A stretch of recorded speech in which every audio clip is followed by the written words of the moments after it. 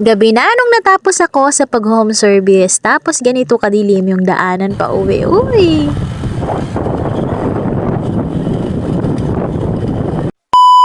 Hardinera sa umaga at ina ng dalawang bata. Pero madalas yung dalawang yan, nagiging anim talaga sila. Uy. Diyos marhay na aga. Ako nga pala si Nena, hindi yung aling Nena sa kanta. Yung Nena, katulad nyo lang din na may simpleng pangarap at gumagawa ng paraan para makaahon sa buhay. Sa oras na yan, katatapos ko lang mag-garden at kailangan ko na magluto para sa pananghalian. Kapag nga pala nagluluto ako ng ulam para sa pananghalian, ay hanggang gabi na nga namin yung ulam. Isdang tulingan na binili pa ni Papa sa parugan. Papaksiwin ko muna, pagkatapos ay gagataan. Iilalim ko lang yung sitaw na pinitas ko sa bakuran at ibababaw ko naman yung tulingan. Nilagyan ko na rin ng asin, betchin at suka. Tapos saka ko lang din naisip na wala palang paminta. Pagkatapos kong isa lang, napag-isip-isip kong may kulang pa rin talaga. Kaya kumuha na ako ng sili bago pa ako maglagay ng gata. Medyo maliliit pa nga at wala pa itong sipa, pero pampalasa na rin. Uy. Hello nga po pala muna kay Risa 5 dyan sa Liwaksa. Medyo matagal na nga rin nung huli ako nakapunta dyan. Kamusta na po yung ginagawang daanan? Tapos na po ba? Hello din po kay Jetro de los Santos dyan sa Bitaugan. Speaking of Bitaugan, meron po bang waterfalls dyan? Nakakatuwa nga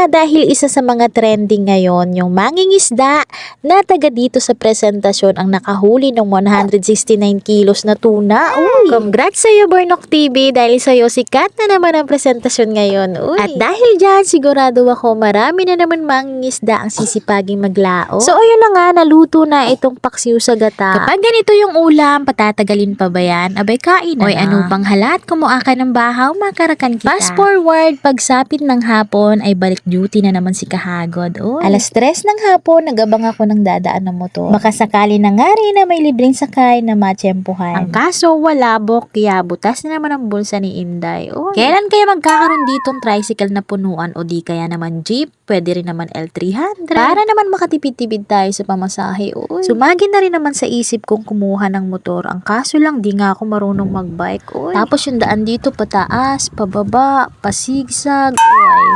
Nga ho pala, sa oras na to, nandito na ako sa bahay ni client. Yaon po pala na ko digdi sa The Immortal. Mga grupong immortal.